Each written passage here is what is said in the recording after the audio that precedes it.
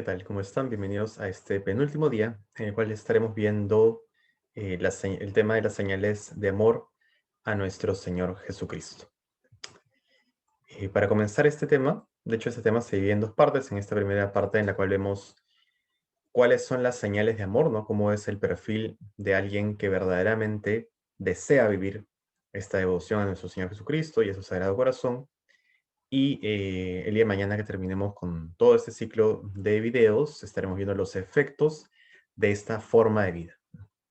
De alguna forma vamos a hablar también aquí de realidades que ya hemos ido viendo de alguna forma, en alguna medida, a lo largo de estos videos, ¿no?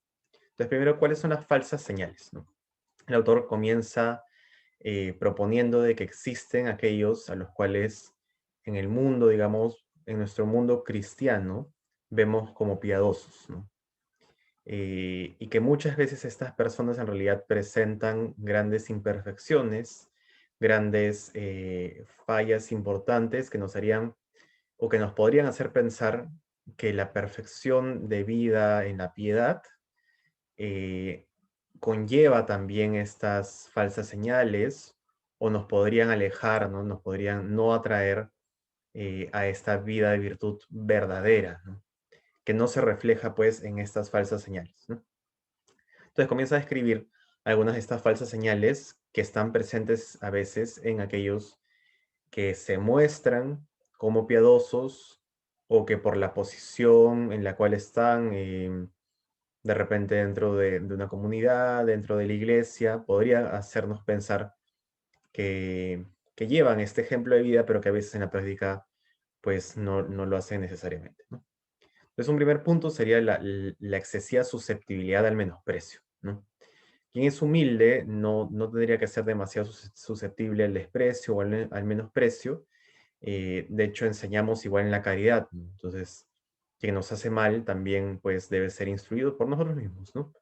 Sin embargo, no deberíamos caer en un profundo dolor interior porque no buscamos ser pues profundamente honrados, sino que nuestra, nuestro valor como personas está sobre todo en que primero somos criaturas de Dios, luego en que somos hijos de Dios por medio del bautismo, ¿no?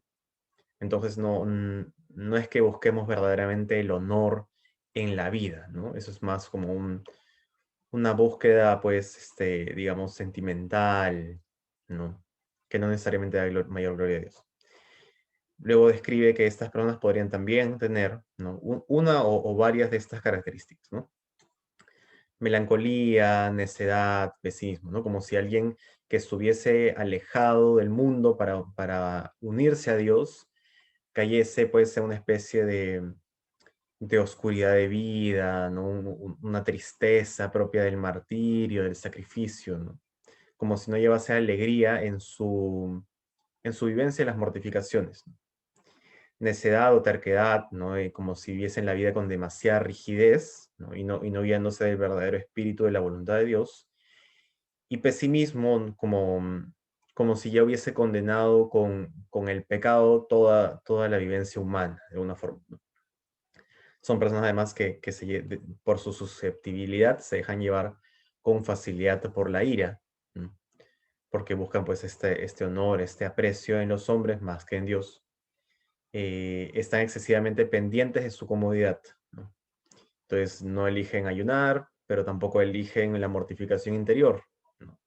Se eligen a sí mismos en ocasiones en las cuales podrían elegir a otros, prefieren los honores para ellos que para los demás. Son perezosos, negligentes e indulgentes en cuanto al esfuerzo que deben llevar en su vida interior, ¿no? No se esfuerzan de verdad en esta realidad, ¿no? Se esfuerzan en realidades exteriores y tampoco sacan demasiado fruto de ellas, ¿no? Mientras que son indulgentes con ellos mismos, son excesivamente severos con los demás, ¿no? Porque en lugar de llevar este espíritu de santidad en el cual, digamos, evaluamos nuestra falta de virtud y vemos en los demás más bien la virtud que viven, ¿no? Más bien somos indulgentes con nuestra falta de virtud y somos demasiado severos con la falta de virtud de los demás, ¿no? Entonces tenemos la mirada y la vigilancia puesta más en el otro que en el propio corazón. y terminan pues a consecuencia de todas estas realidades de ser poco serviciales, ¿no? Como si ser demasiado reservado fuera una característica propia de la piedad, y siendo poco serviciales también y llevando todas estas características, llegan a caer en este sentido de ser un tanto antipáticos, ¿no? No ser amables, no ser agradables de estar con ellos. A continuación nos presenta pues el autor el perfil de la persona que ama profundamente a Jesucristo, ¿no? Y que se basa esencialmente en la caridad, ¿no? De hecho, lo basa concretamente en el himno a la caridad que se presenta en el texto bíblico de la primera carta a los Corintios de San Pablo, en el capítulo 13 y más o menos del punto de los versículos 1 al 8. La primera parte de este tramo de las Sagradas Escrituras habla sobre las características de alguien, ¿no? Como que si tuviese todo el conocimiento del mundo y no tengo amor, nada soy, ¿no? Y así da una serie de características, ¿no? Entonces, la primera esencia es que da igual qué clase de vivencia externa tengamos, pero si al final no vivimos las cosas desde el amor en el interior, todo lo que ofrecemos es un sacrificio vano e irrelevante. Y luego San Pablo entra a describir cuáles son las características del amor y de aquel que ama, ¿no? En aquello que nosotros conocemos como el himno del amor del Nuevo Testamento, ¿no? Entonces, bueno, más que leer el himno en sí, vamos a leer, que bueno, esencialmente está el himno escrito aquí, pero vamos a leer las características que propone el himno, ¿no? Entonces, el primer punto sería, pues, que esta persona que ama profundamente a Jesucristo lleva en su corazón paciencia y amabilidad, ¿no?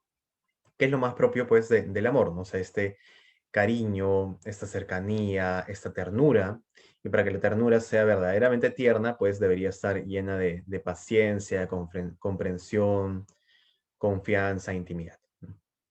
Entonces, siendo una persona paciente y amable o servicial, se aleja pues de la envidia y de la soberbia, ¿no?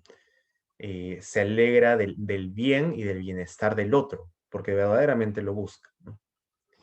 Y, y no profundiza mucho en si es que es valioso o no, ¿no? Porque no desea pues verdaderamente ser valioso, sino más bien honrar y glorificar del todo a Dios y a aquellos a quien Dios quiere servir, ¿no? En ese sentido, pues no se jacta, no alardea de sus virtudes, porque eso es irrelevante, ¿no? Y tampoco es ambicioso, ¿no? Desea solo en ese sentido la voluntad de Dios, ¿no? La perfecta y más pura voluntad de Dios, ¿no? En el mejor sentido discernida también.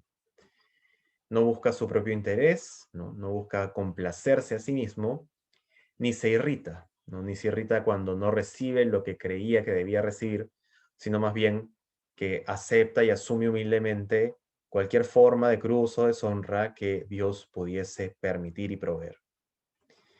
No toma en cuenta el mal recibido, ¿no? Tiene un corazón abierto al perdón, no se alegra con la injusticia, sino con la verdad.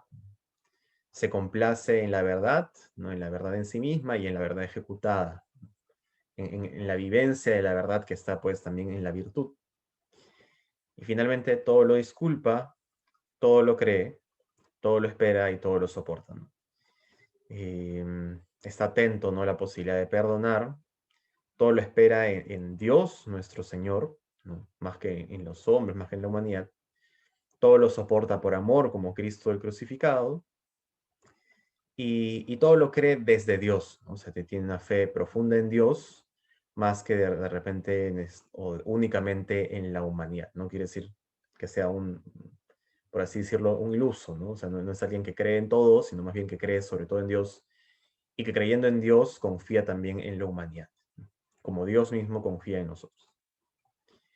Entonces luego el autor profundiza en este texto y menciona algunas cualidades propias de esta persona que ama profundamente a Jesucristo. Entonces, a raíz de los puntos que hemos visto en la parte previa, podemos concluir que es una persona sin amor propio, ¿no?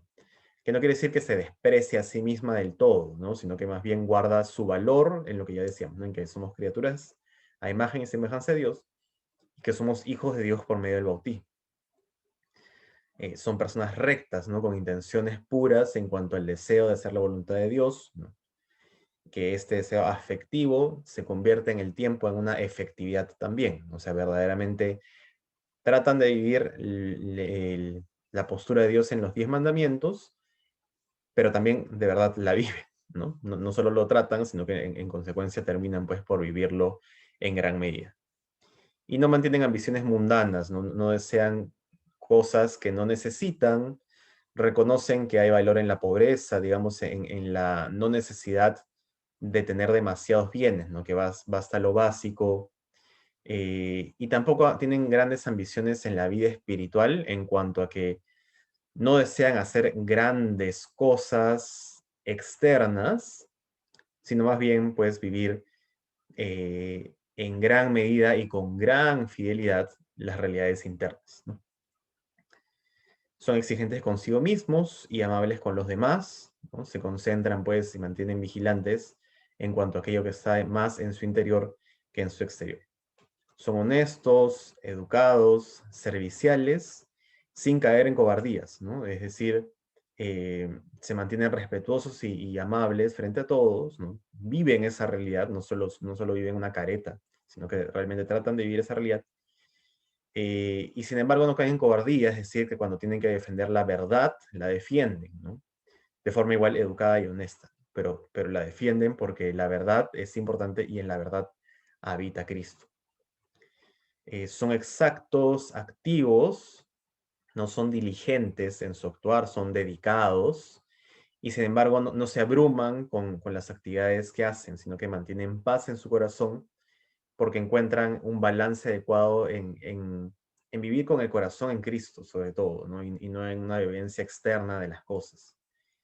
Eso también los lleva pues a ser humildes y respetuosos, ¿no? Humildes para vigilar su interior, como ya decíamos, y respetuosos de las realidades externas sin caer en juicios temerarios constantes. Tienen un corazón libre porque no desean nada más pues que la voluntad de Dios y eso los orienta a la mayor gloria de Dios en el ejercicio natural de su vida. Se mantienen alegres y satisfechos, ¿no? Justamente porque tienen un corazón libre. Entonces se mantienen alegres y satisfechos en el sentido de que se complacen en hacer aquello que Dios permite y provee, ¿no? Y pues su mayor desasosiego, su mayor dolor está pues en no cumplir esta voluntad de Dios, ¿no? No alardean del éxito, ¿no? Ni se entristezan ante el fracaso, ¿no? O sea, aceptan la providencia de Dios y sin embargo se mantienen pues diligentes, ¿no?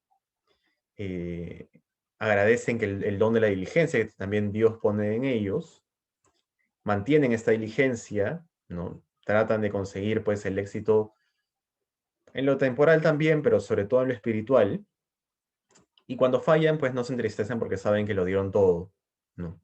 Y asumen pues aquello que Dios provee, ¿no? Porque creen verdaderamente que hay valor en aceptar la voluntad de Dios y en obrar también esta voluntad, ¿no? En tratar de alcanzarla y dejar que Dios haga el resto.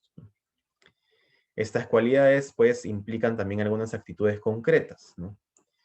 En primer lugar, no buscar la fama, sino la voluntad de Dios, es decir, no buscar en ese sentido tampoco grandes empresas para ser honrado, enaltecido, ¿no? Y hablo de empresas en general, ¿no? O sea, empresas espirituales, ¿no? Es emprendimientos espirituales o temporales, ¿no?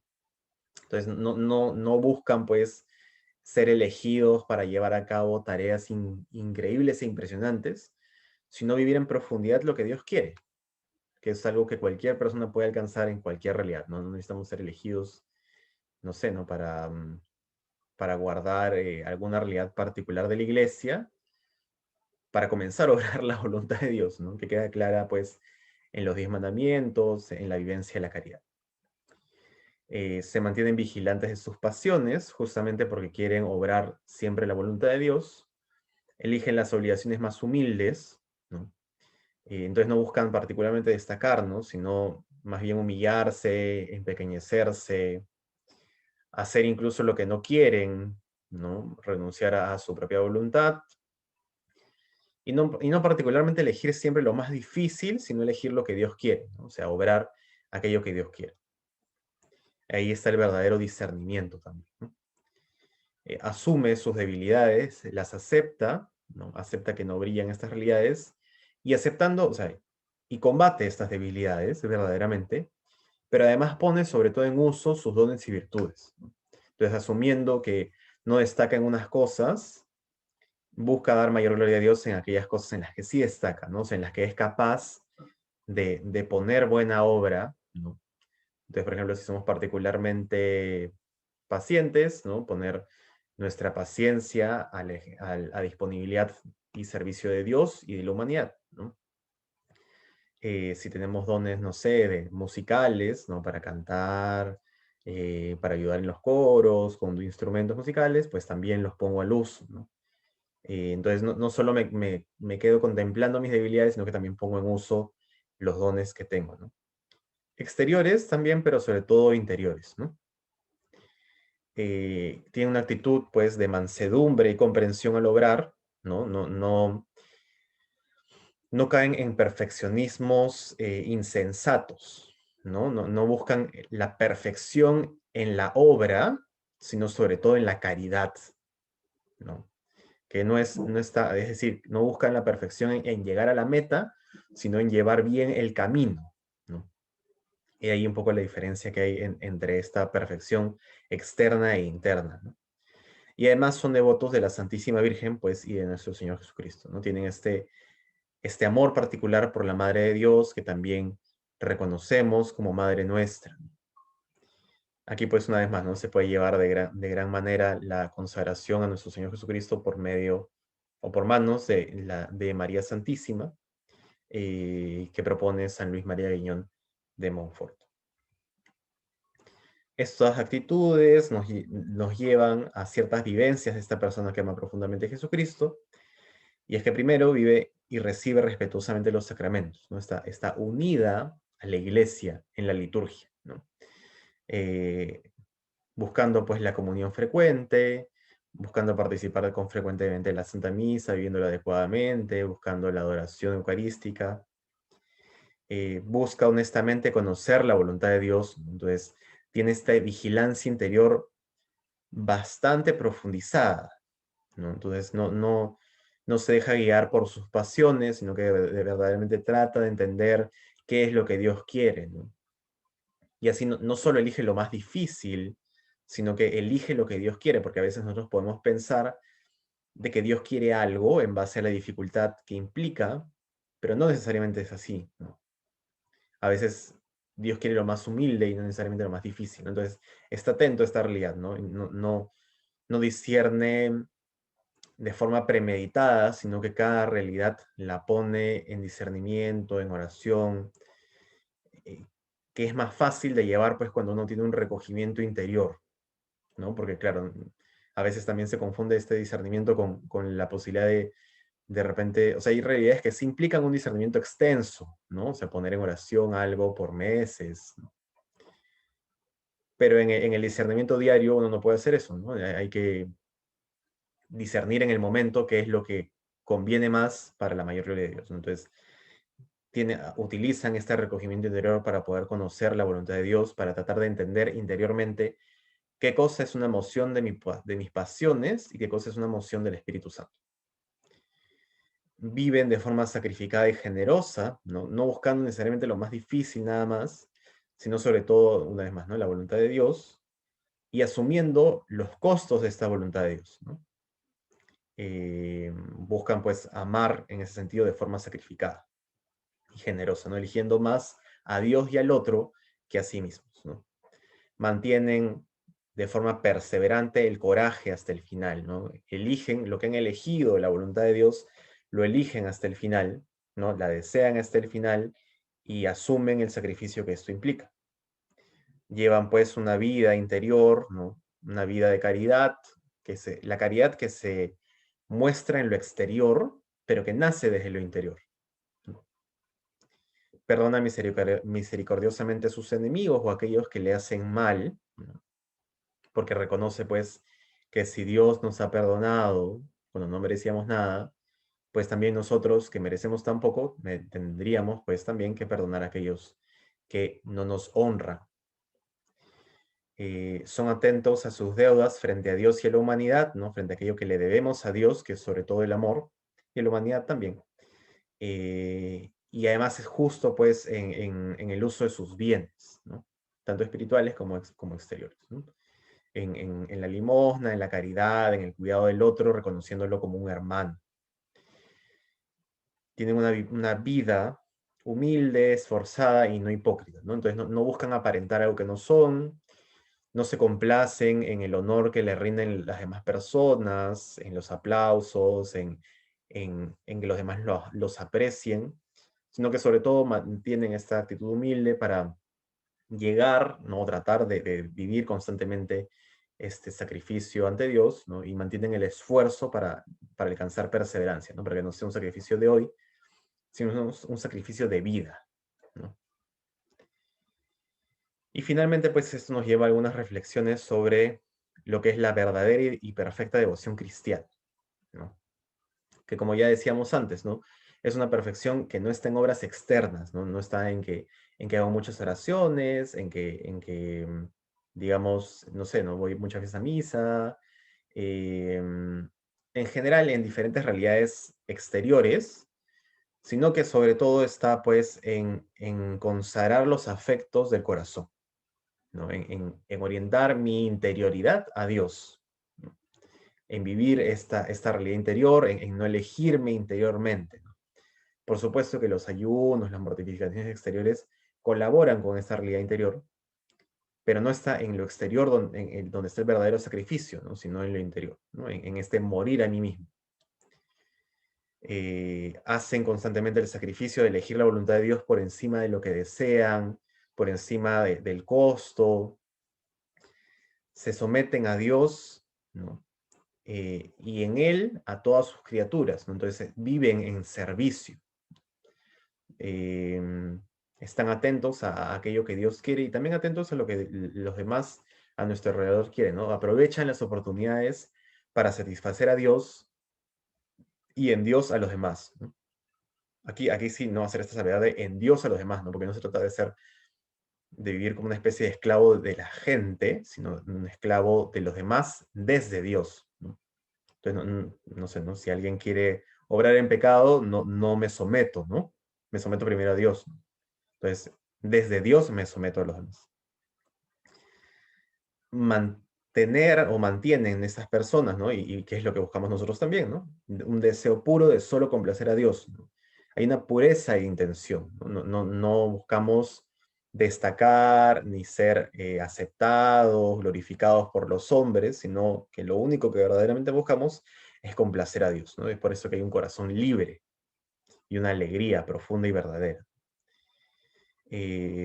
Mantienen el humilde sacrificio de la negación constante, ¿no? Entonces niegan o sea, eligen negarse a sí mismos, eligen negar lo que ellos quieren para elegir aquello pues que daría mayor gloria a Dios, ¿no?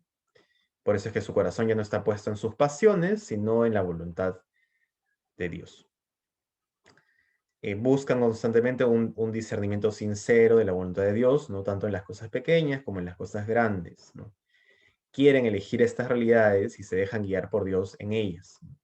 No se eligen a sí mismos, em, escuchan también las recomendaciones de sus acompañadores, de sus directores espirituales, y están atentos sobre todo al movimiento del Espíritu Santo dentro de sus corazones, ¿no? En ese sentido, pues, porque buscan un discernimiento sincero, vigilan constantemente el corazón en sus pasiones y en sus sentidos externos, ¿no? Para no caer, pues, en elegir algo por comodidad, ¿no? Por una búsqueda de placer, em, ni pues elegir, ¿no? El honor por encima de la humildad, ni el poder por encima de la pobreza, y así sucesivamente, ¿no? Entonces, bueno, hasta aquí llegamos el día de hoy. El día de mañana, que ya es el último día en el cual terminaremos también de revisar las realidades que estamos viendo sobre la devoción al Sagrado Corazón de Jesús, veremos qué efectos hay pues en la persona y en el alma para aquellos que decidan, que decidamos vivir verdaderamente esta devoción de forma perfecta, ¿no? De hecho, pues, ¿no? Sí tener conciencia de que esto no se obra de un día para otro, ¿no? Sino que se va obrando, ¿no? O sea, en la medida en la que más voy eligiendo la voluntad de Dios, más se hace parte de mi vida, ¿no? Entonces las realidades más pequeñas se me hacen más fáciles, se me hacen hábito, y las realidades más complejas son las que me llevan a perfeccionarme constantemente, ¿no? En elegirlas, en tratar de elegirlas constantemente. Entonces, bueno, sí, hasta aquí nos quedamos y nos vemos el día de mañana. Un abrazo, cuídense mucho.